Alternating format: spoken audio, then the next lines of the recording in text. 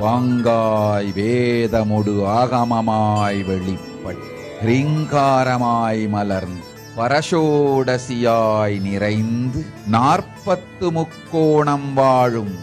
கையிலை ஸ்ரீபுரச் சிந்தாமணி கிருகத்தில் இருக்கும் கைலாச சுவாமினி பரசோடசி பரமசிவன் பாகம் அமர்ந்து பாராளும் பரமேஸ்வரி சக்தி மனோன்மணி எல்லோர்க்கும் நல்வரம் தந்திட எல்லா நன்மையும் அருளிட மீனாட்சி நித்யானந்தனாய் உருக்கொண்டு இங்கு நிஜாவதாரமாய் வந்தேன்.